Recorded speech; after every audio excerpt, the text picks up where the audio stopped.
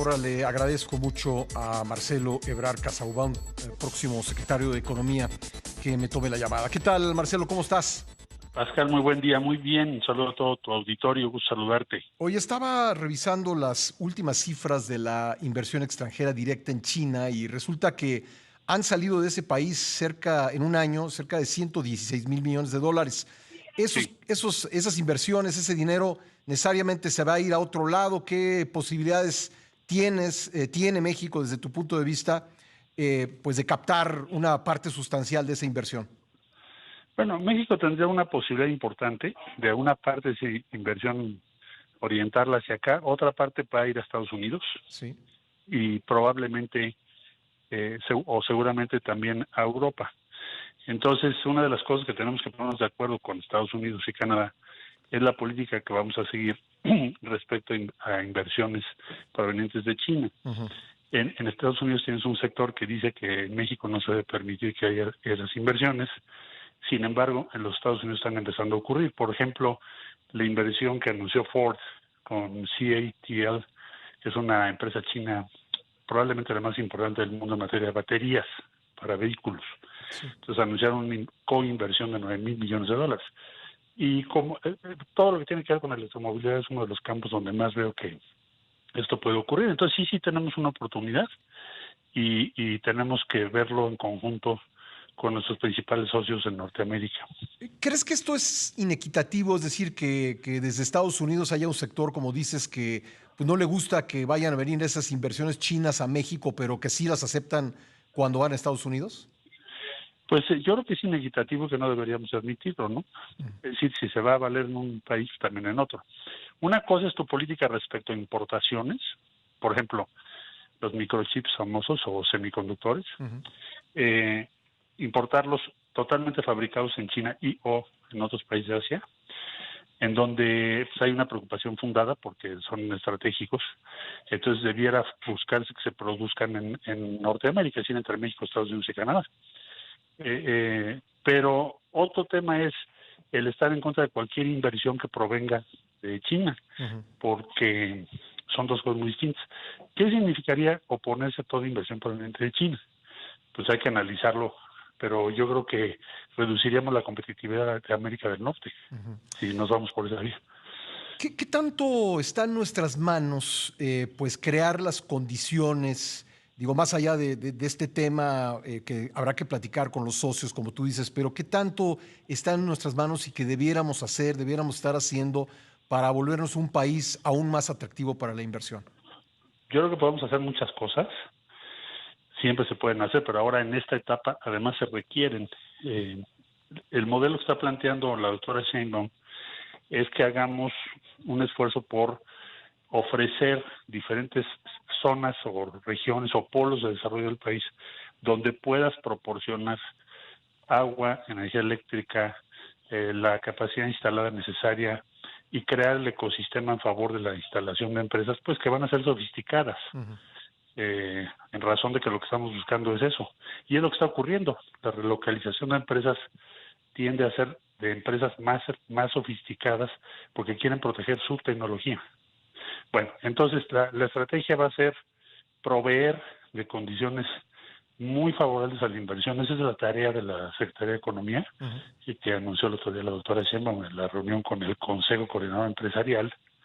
Y tenemos muchas otras cosas que hacer por lo que hace a la mejora regulatoria, que también la Secretaría de Economía pues tiene esa responsabilidad. Ujú. Entonces hay mucho que hacer, Pascal, para Esos, traernos. esos polos de desarrollo a los que te refieres, Sí. y quiero referirme específicamente al tema del agua, porque creo que sí es importante, y al de la energía, un lugar propicio para ellos es el sureste de la República.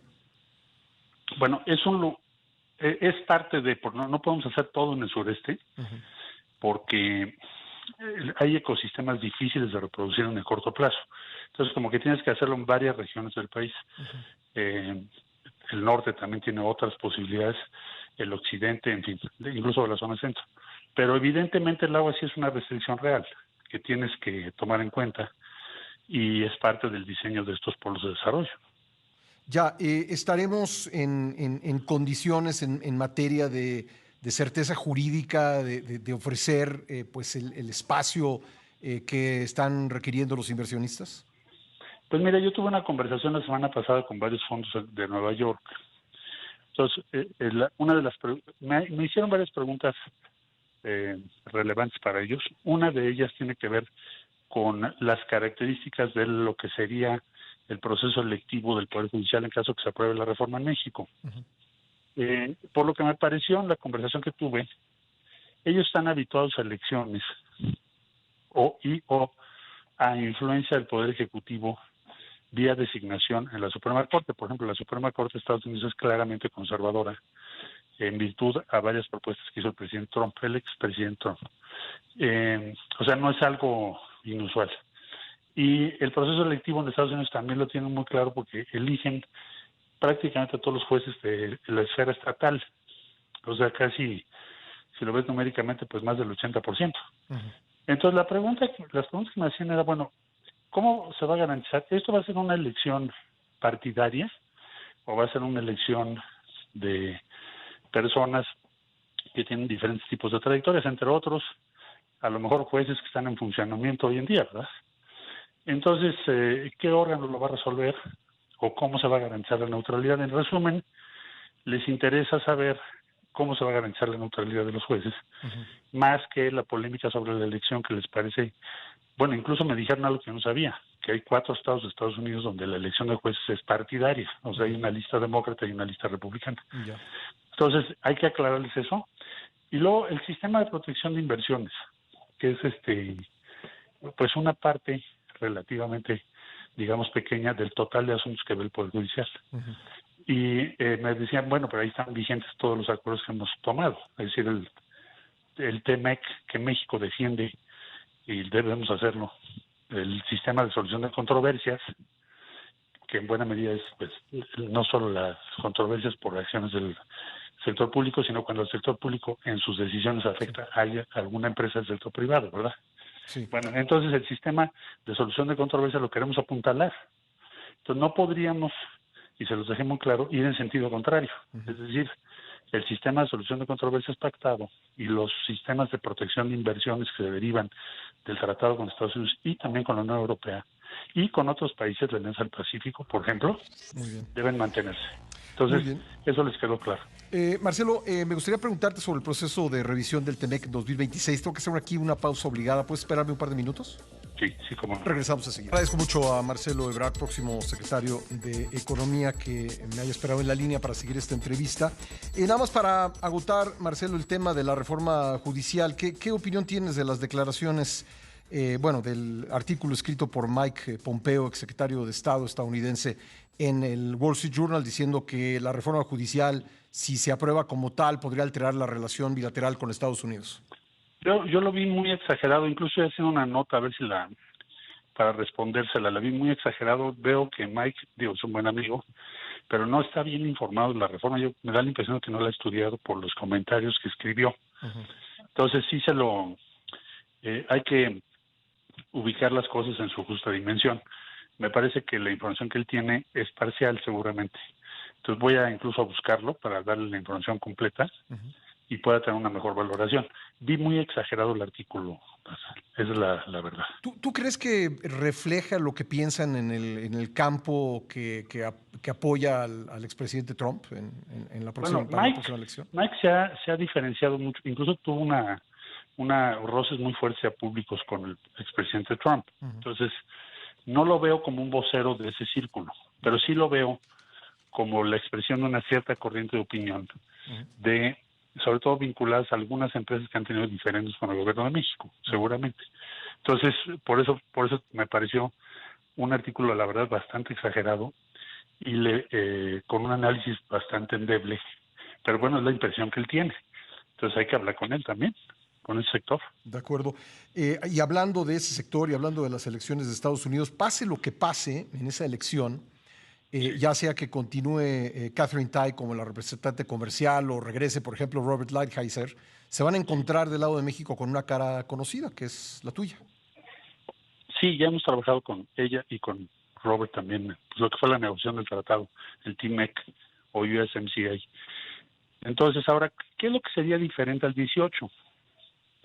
Bueno, primero que las posiciones que defienden tanto el presidente Biden como el expresidente Trump, sí tienen un punto de, si le quitas la rivalidad personal, tienen un punto de encuentro en que son mucho más proteccionistas que lo que fueron en un pasado. Es decir, han ido creciendo en su posición proteccionista. En sentido contrario a lo que vivimos en nuestra generación, Pascal, que Estados Unidos era el campeón del libre comercio. Sí. Ahora no, ahora está en la posición, digamos, opuesta.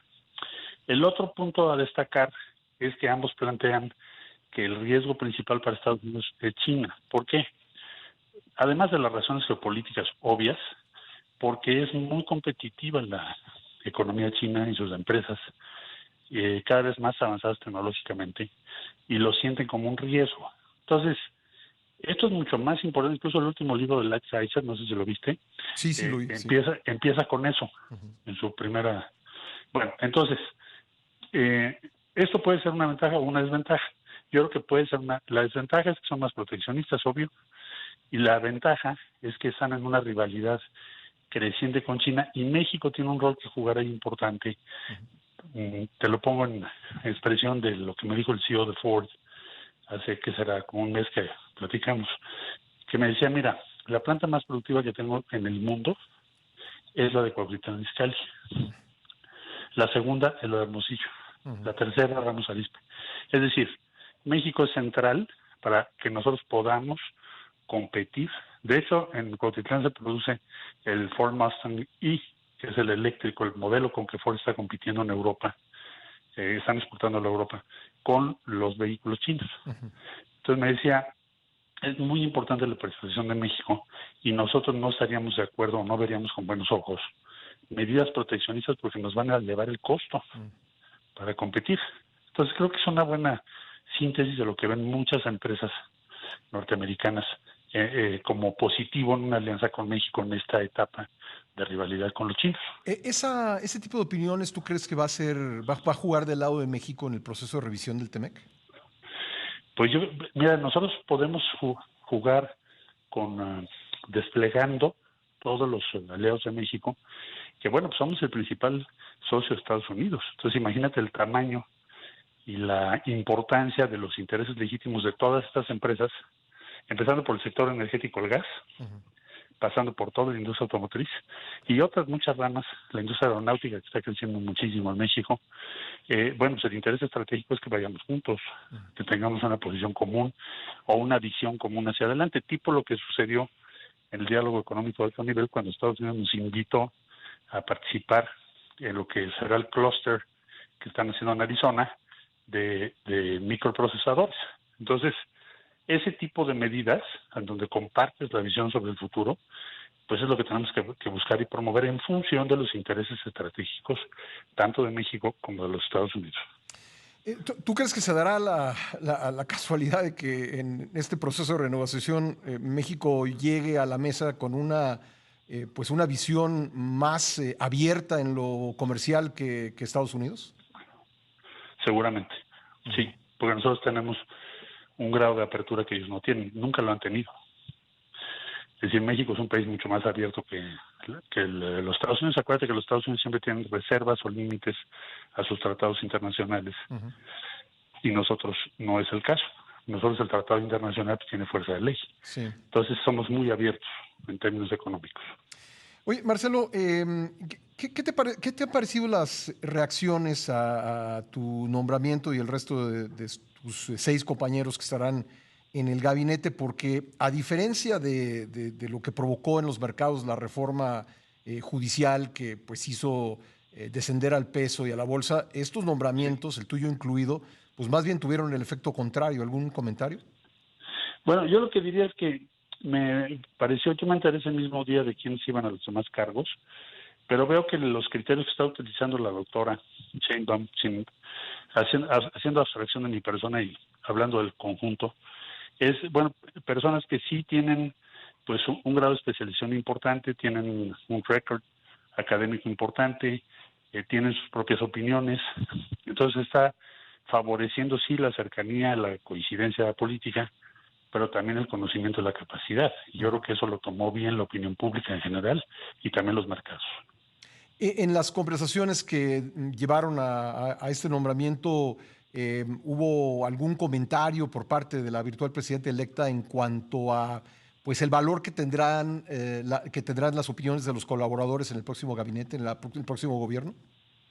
Pues mira, yo los diálogos que he tenido con ella, pues es una persona que escucha los argumentos, no necesariamente quiere decir que apoya todo lo que decimos, pero veo que su modelo de trabajo es así, es decir, se basa en argumentos, en información sobre la mesa, en opiniones, recaba diferentes opiniones. Entonces yo creo que va a ser un modelo de trabajo interesante.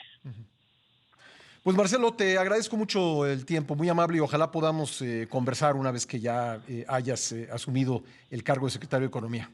Sí, cuenta con ello. Mucho gusto saludarte a ti y a todo tu auditorio. Muy buen Igualmente, día. Marcelo, gracias, Marcelo. Gracias. Ebrard, ex canciller de la República, ex jefe de gobierno de la Ciudad de México y próximo secretario de Economía en el gobierno de Claudia Sheinbaum a partir del 1 de octubre. Son las